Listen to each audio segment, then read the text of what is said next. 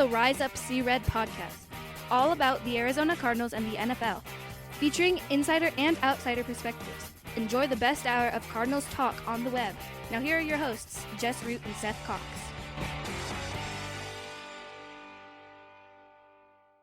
All right, let me get started. Hello, Arizona Cardinals fans, and welcome to the latest edition of the Rise Up See Red podcast, the best hour of Cardinals talk on the web. I'm your host, Jess Root from cardswire.com. And the USA Today NFL Wire site covering the Arizona Cardinals. And it is yet another one of our 14 opponent preview shows over the next couple of weeks. And I'm recording these in kind of whatever order, and so I don't know which ones will get published. So I'm not going to give you the number of the episode. That'll just be on the episodes. But we are now taking a look at the Baltimore Ravens, who the Cardinals face at home in Week 8.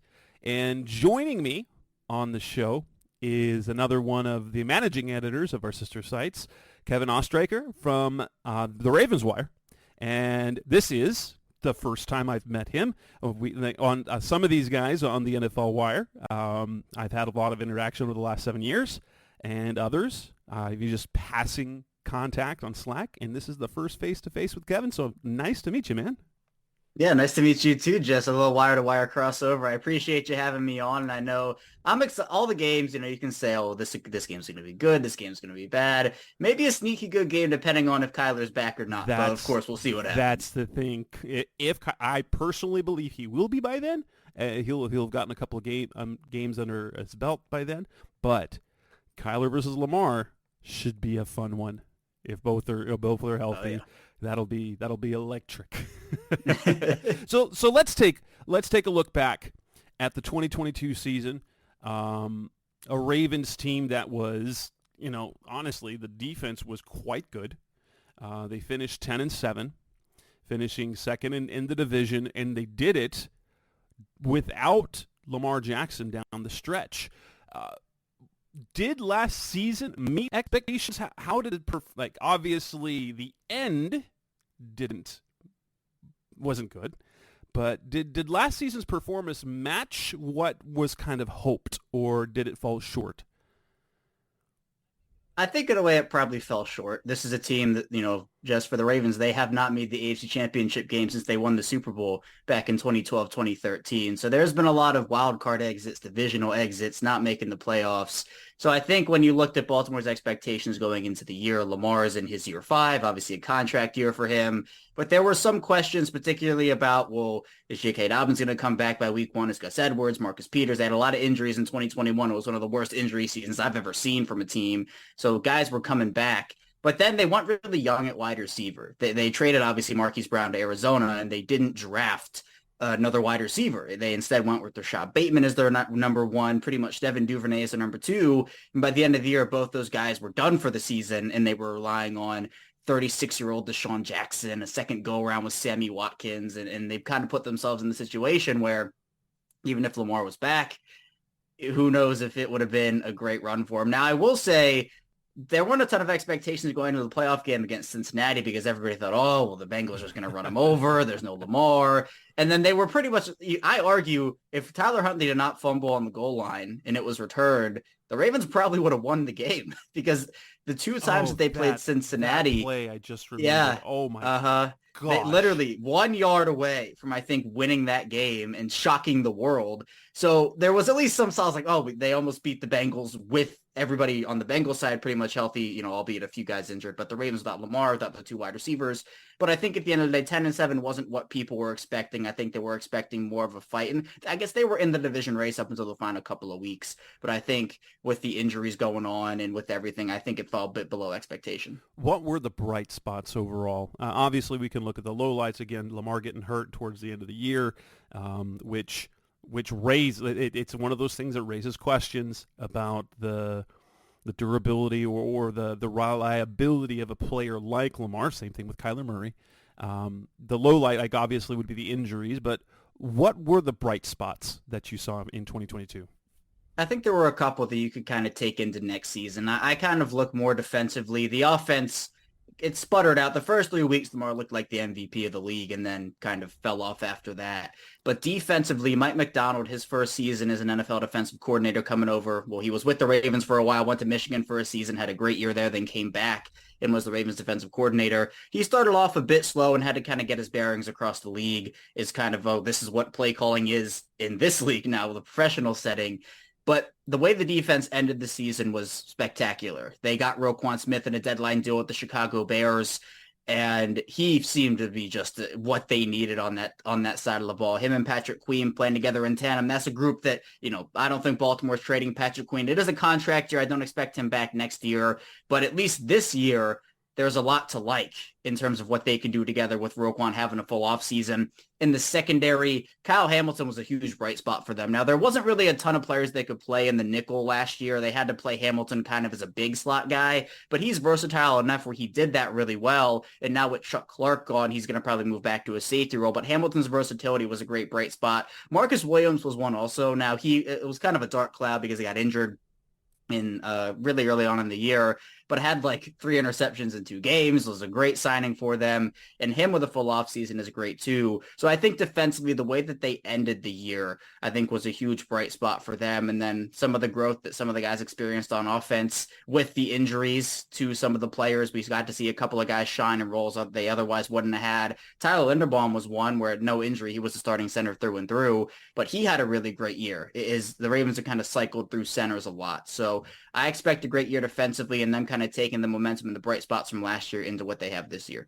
Were there any, aside from the injuries, any lackluster, anything disappointing from what you saw aside from the injuries? I would say Odafe Owe's season last year was pretty disappointing to a lot of people.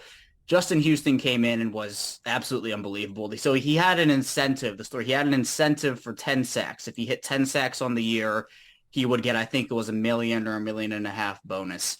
He had 9 sacks in his first 8 games, and then only had 0.5 the rest of the year. No. So he missed out by 0.5. It was incredible. I've never seen anything like it, where he was so close, and he had such a great start to the year. And I don't know whether it was the wear and tear on his body because he's getting older. I don't know what it was, but aside from Houston, Owe was supposed to be the guy. Yeah, had 5 sacks his rookie season, first round pick in 2021. He was supposed to take a leap, and instead 5 sacks in his rookie year, only 2 sacks last year, and just didn't seem to put everything together. And I think it was a step back for him. Now, I will say he ended the year better than he started it. I think he gained some momentum as the year ended. But for a lot of people, I think they were expecting a lot more. I talked all throughout the offseason about how Owe was going to be an X factor for them. He was set up for a huge year. And then it just didn't happen. Houston had to kind of carry that load. And then when he fell off towards the end of the season, Owe couldn't do enough to pick it up. And I think that's where we saw kind of a lackluster pass rush. And now, just to preview, they've lost 18 sacks. Houston's not back. They lose Calais Campbell, Jason Pierre-Paul, a couple others. It's a big year for Owe again this year. So hopefully it goes a bit better than it did last year for him. Why do you think the Ravens were willing to trade Hollywood Brown last year when they really didn't have anyone else in the receiver room that you could really rely on? Yeah, it's a good question. And I know when the trade happened, I'll never forget it. I was doing a live hit for Locked On Podcast Network, where I host Locked On Ravens. But, they said, oh, we'll see you again at pick, whatever it was, 23. And I'm like, what do you mean pick 23? They don't have pick 23. And I'm like, yeah, they do. They traded Marquise Brown. And I'm like, you're joking. It was out of nowhere. And I give a lot of credit to both Baltimore and Arizona for keeping it so quiet. I don't think anybody knew that it was going on. And I think that was one of the parameters of the deal. It could not be made known to the public until it actually happened. But then Marquise Brown, after the deal, I think it was a day or two after, said that he wanted to be a part of something and wanted to feel a part of the offense. And I think it wasn't about Lamar. Obviously, we know the connection that Kyler and Hollywood have, but Lamar and Hollywood also have a connection, being friends from Florida and having that. So it was more about the offense. And you're right, they didn't really have another option. Marquise Brown was by far the most proven guy there. But with him nearing the contract extension talks and with the offense being the way it was not a receiver-dominant passing offense. The pass offense under Greg Roman ran through the tight ends and ran through the running backs, and it was a run-dominant offense. So with Marquise Brown wanting to feel like he was a part of this, he went to Baltimore and pretty much said, can you trade me somewhere where I feel like more a part of the team? And Arizona, obviously, with DeAndre Hopkins already there and with Kyler in that offense, that was the deal. But I think Baltimore made out decently well in it. They got a first for him, and that was fine. But at the end of the day, I think that it was more the Ravens. They've done right by their guys who have requested out. Hayden Hurst requested out because he wanted to have a bigger role. They traded him to Atlanta. Orlando Brown Jr. wanted out. He wanted to play left tackle. They traded him to Kansas City. It was the same thing here with Marquise Brown. Even Chuck Clark this offseason requested out, and they traded him to New York. Now, Lamar's request did not go as planned for, him obviously signing with the Ravens. And I feel like that was a business move. That was kind of par for the course because I don't know. I forgot. Well, he doesn't have an agent. But that is kind of when you don't get the extension right away, you ask for trade. That's just how that goes in the NFL. Well, Debo did it in San Francisco last offseason, and then got his big contract. He got his extension. Fine. Yeah. So for Lamar, that was the one. But more, to make a long story short, the Ravens, they do right by their guys. Marquise Brown wanted to be part of, I think, an offense that fit his skill set more, that probably threw a little bit more. And Baltimore granted his request. And, I think that they didn't want to trade him. But I think they wanted to avoid maybe a messy situation if it got to that point, or giving him the contract in an offense that, now with Todd Monken is a different story. But the Greg Roman offense, it wouldn't have been worth paying a receiver, whatever deal that, Marquise Brown would have gotten with the Ravens if they paid it to him. Coming up next on the Rise Up See Red podcast, the best hour of Cardinals talk on the web. Let's move on to the offseason, talk about coaching changes, the contract deal, free agents, the draft. That's coming next on Rise Up See Red. We're back on the Rise of C Red podcast, the best air Cardinals talk on the web, talking to Kevin Oestreicher from RavensWire.com, one of our sister sites. He's the managing editor there, talking about the Cardinals, week 8 opponent at home, the Baltimore Ravens. We talked about the last season. Let's move on to the offseason. They made a change at offensive coordinator. What do you see changing offensively for them this coming season? Yeah, I think a lot. We're going to see kind of a shift. Now, it's not going to be an 100% like 180 or anything. They're still going to run the ball. And I think, everybody who watches football knows the Ravens were a run-first team. They were a ground-and-pound offense who used Lamar's ability both with his arm and with his legs, play action work. But now under Todd Monken, the thing that I think so many people are excited for here in Baltimore is the fact that over the course of his both NFL and college coaching tenures, he's had the ability to kind of use guys in the way they're supposed to be used. And what I mean by that is, I think last year under Greg Roman, we saw too much of Patrick Ricard in the slot running routes as a receiver, where you could maybe use another guy in that role. And look, no disrespect to Patrick Ricard. Seriously, no disrespect to him.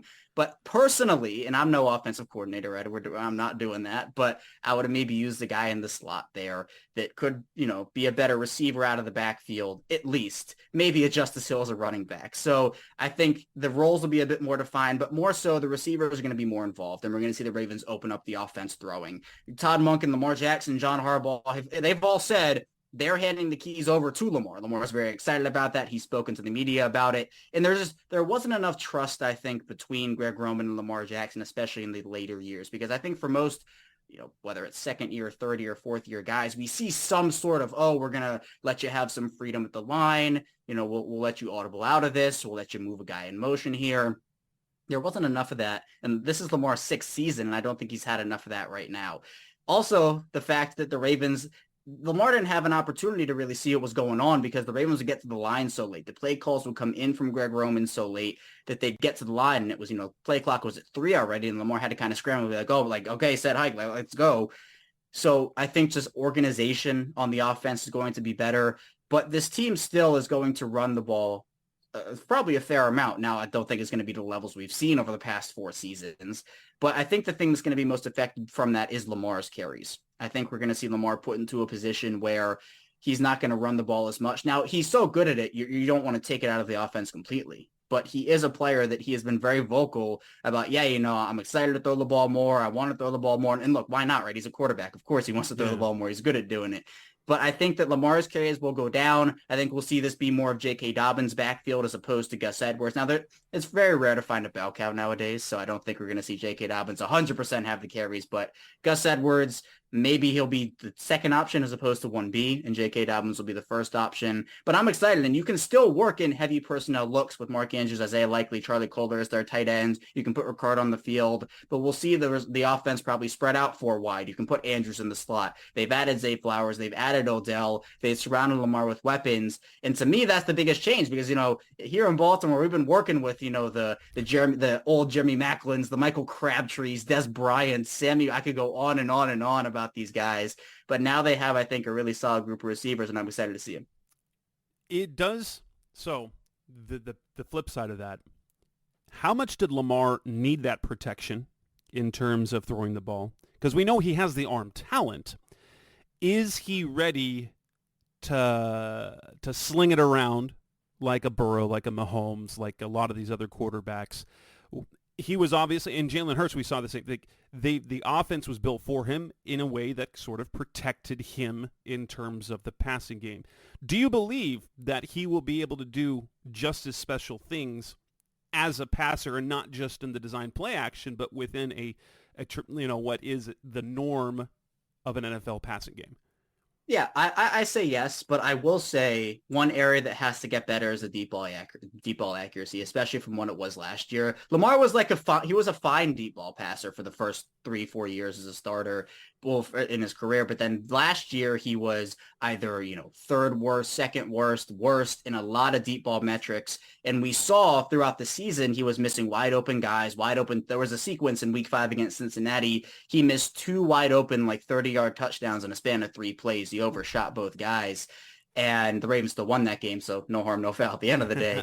But you want to see that get a little bit better. I will say Lamar's decision-making has improved a lot. 2021 was, I think, an off decision-making year from him. 2022 was a lot better. And look, every quarterback makes mistakes. I'm not going to say, Lamar made one mistake here. His decision-making is terrible. That's not what it is at all.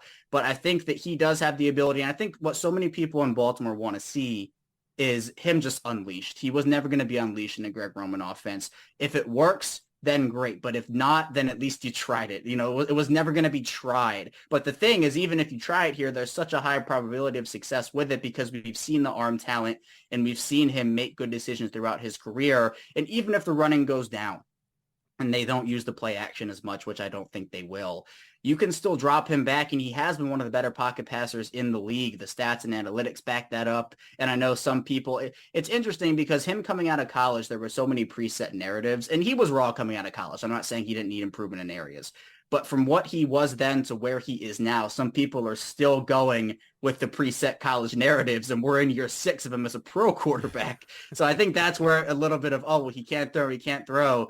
People just want to be in those narratives. So to me, I'm excited to see him. I think he can succeed in just a heavier style passing offense, and with Monken helping him. And I'm not saying Monken will guide him, but Lamar can do his own thing too. It's a tandem between those two, and there just wasn't that connection on the field, which I think led to less confidence for Lamar. Lamar's confident in himself, but I just think within the offense, he wasn't as confident. With Monken, I think that changes. Free agency. You mentioned a little bit. Obviously, they made a couple big moves. One being Odell Beckham. Obviously, the extension for Lamar Jackson. It took longer than we thought it would, but ultimately, it was always going to get done. That was always a case because other teams, because of the franchise tag, weren't. I mean, if they offered him a deal, the Ravens would have just matched. And making that trade for the capital it was, while it might be worth it, just when there were quarterbacks in the draft, it just didn't make sense. It was always inevitability. Now, who were the impact losses, and who else do they gain in the free agency that will make an impact this year? Yeah, so Odell was definitely the big one in terms of additions. Now, it's funny because they also added Nelson Aguilar, which was like a second or third week. They didn't really do anything the first couple weeks. And then their first move was Nelson Aguilar. And everybody here was we go again. They're like, all right, here's the 30-year-old washed up veteran sign. They're not going to do anything else. And I said it. I said this cannot be the only move. It can be a move. I'm fine with it being a move. But please don't be the number one. Exactly right. You cannot trot him out there for like the fifth try of where we're going to try this bet. And look, they've gotten Derek Mason. They traded for Anquan Bolden. They've signed Steve Smith. Nelson Aguilar's not on that level. He's not even close to it. So the close to it level is Odell, where, there's a lot of questions about Odell. Is he going to come back from the injury? Well, how many games is he going to play this year? They're not getting prime New York Odell. I think that's long gone. But if they can get just a low-end 1 or high-end 2, that's much better than Lamar has ever had, combined with Bateman, combined with a Devin Duvernay, and they also drafted Zay Flowers. Now, other guys they've added a couple guys along the edges. The other big-ish signing was Rock Ya-Sin. They signed him from Las Vegas to be their corner 2. Marcus Peters still out there, which honestly is pretty surprising. Did not play well last year for the Ravens, but I thought at least some team would give him a flyer. Seems like Marcus Peters' money went to Rock Ya-Sin. He fits what they do on defense, though. They like physical corners. Marlon Humphrey, one of the most physical corners in the league. Ya-Sin is a former wrestling star. He's suplexed guys on the field before. Now he's gotten penalties for it. It's not going to slide. But he's that physical brand of corner that the Ravens like. And that, to me, is something that I'm excited to see with a 1-2 option of Humphrey and Ya-Sin. Now, key losses, Calais Campbell, I think, is probably the biggest one.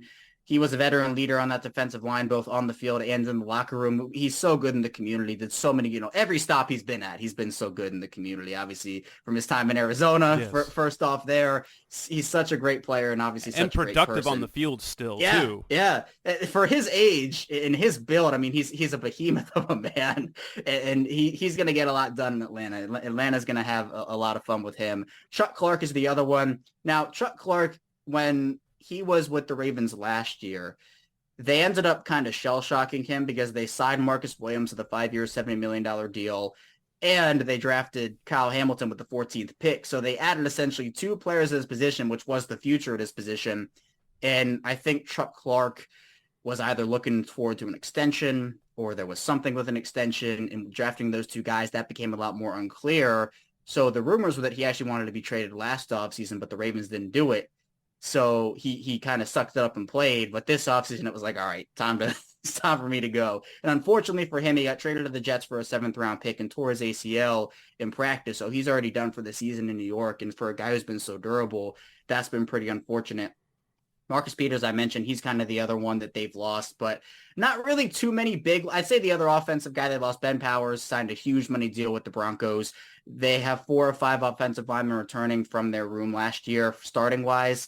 Ben Powers is the only one. He was not on my roster, my final roster prediction to end preseason. He made it, won the starting job, and then he shut me up. Great year from him. got rewarded in Denver, and that's what I like. That's what I want, right? I want these guys to prove me wrong and say, go out there and have great years and help your team win football games. So Powers is the other big money loss. Josh Oliver came onto the scene really well for them last year as a backup tight end. He signed in Minnesota.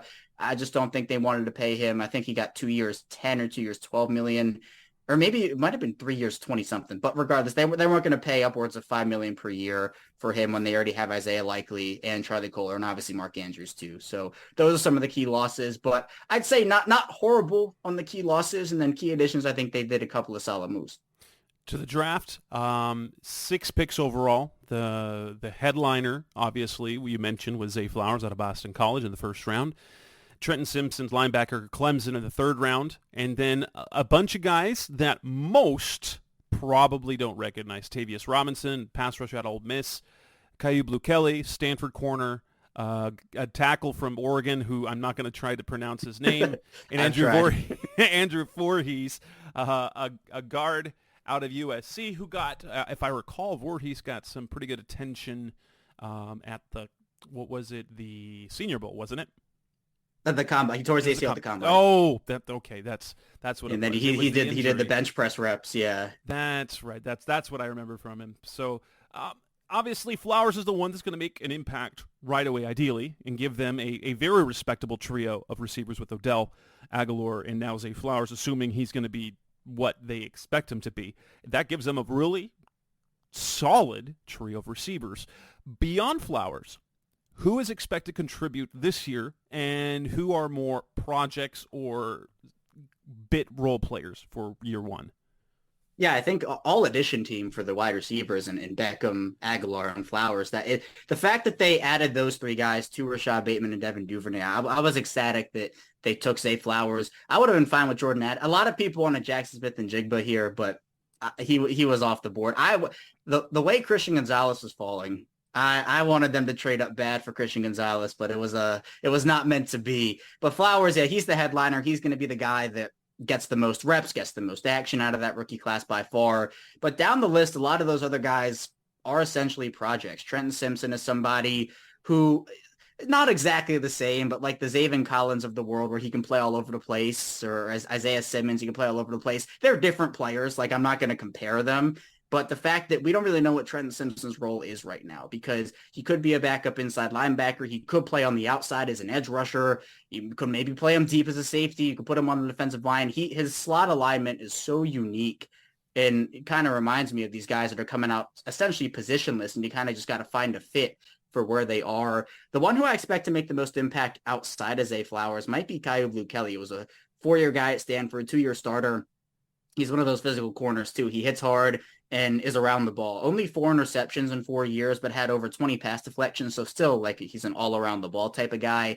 Tavius Robinson needs a couple more years. The athletic traits are there, but I think just needs a little bit more time to actually, learn the game of football in a couple years. I think that's a pick they would hit on. And then we call him Salah in Baltimore. His full name's a little hard to, the guy out of Oregon's a little hard to pronounce. So Salah's actually interesting because he's the same thing with Tavius Robinson. You would think, he's a huge guy, has really good speed and space. He can get out and also is a powerful run blocker. Plus, he has an anchor in the pass game, but, very raw as a prospect. But the Ravens have so much uncertainty at left guard right now.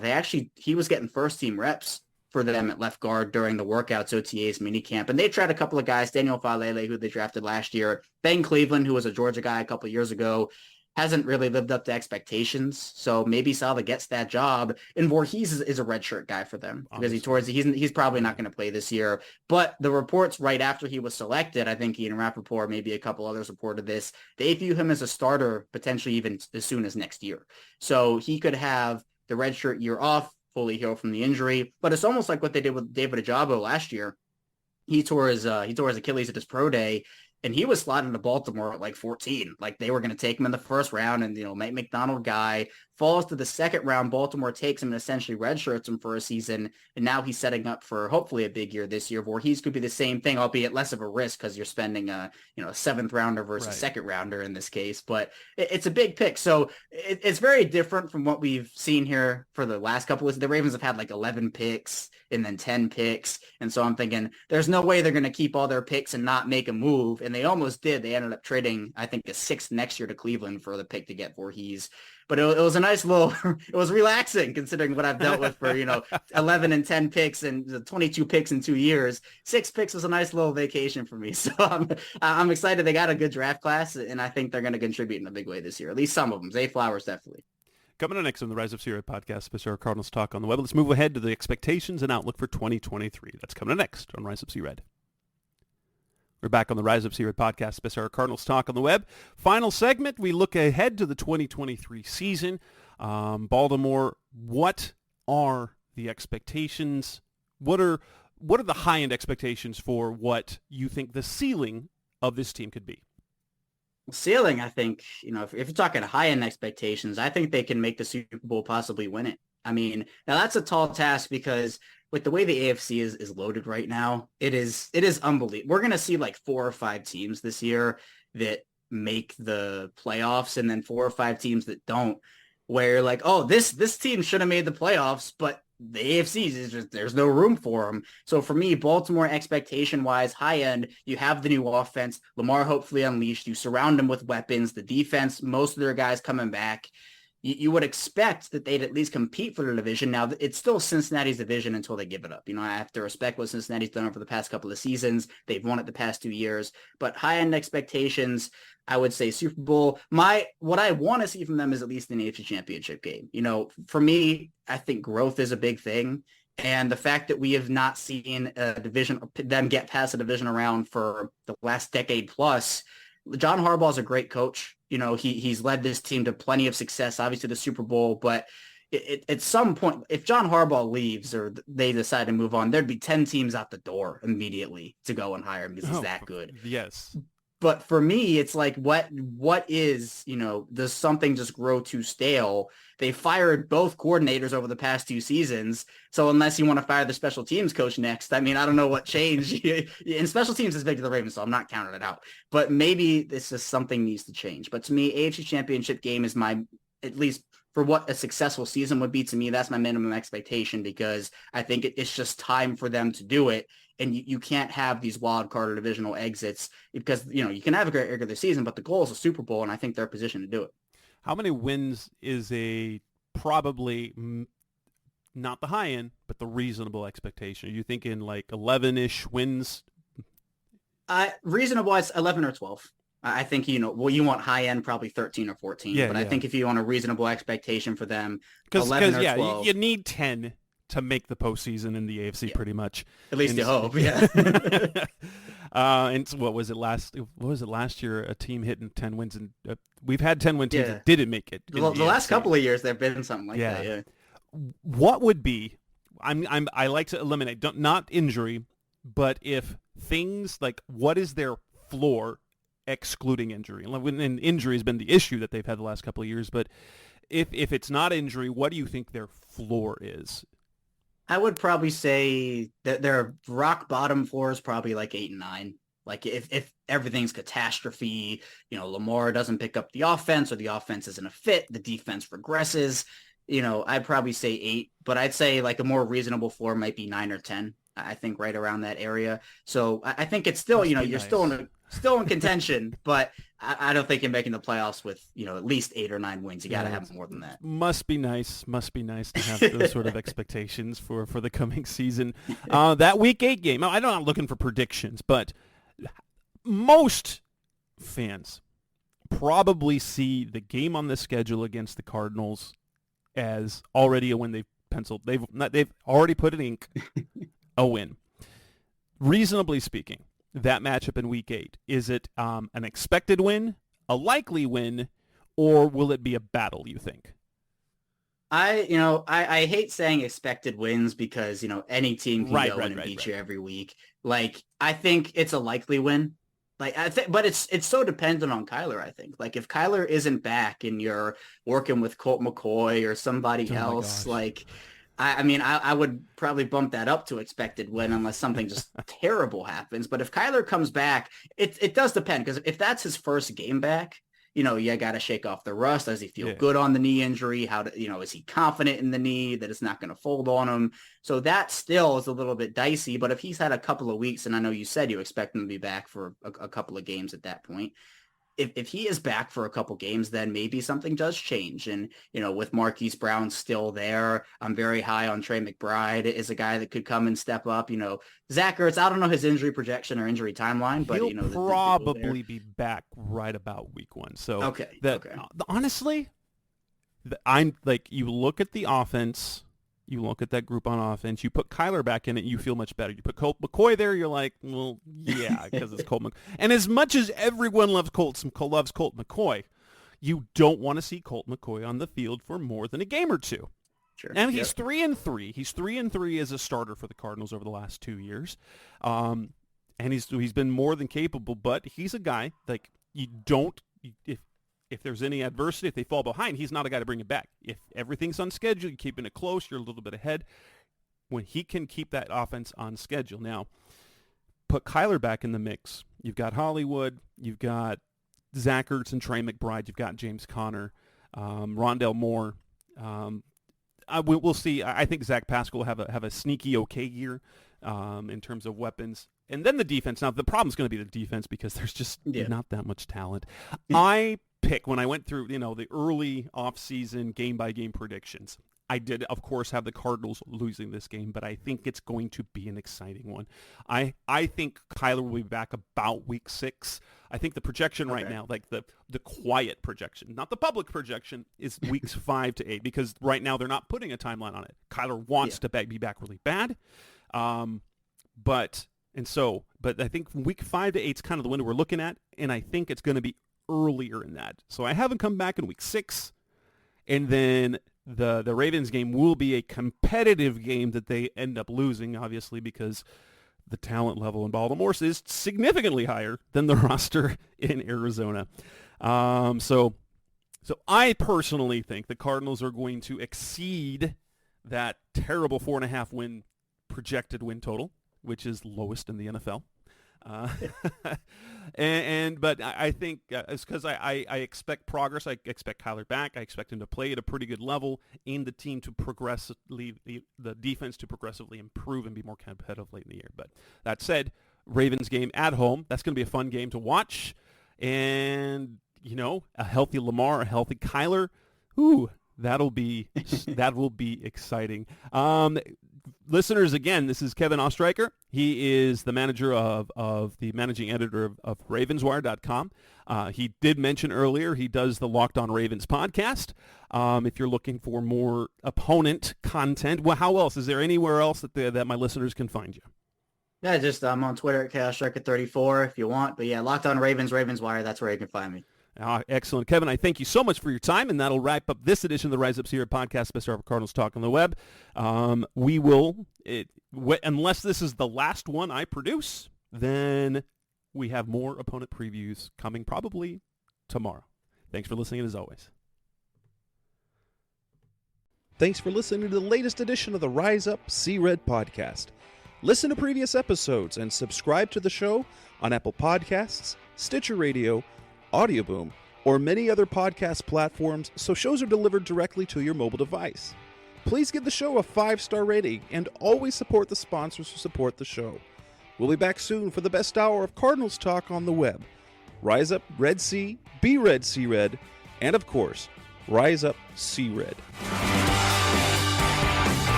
Run!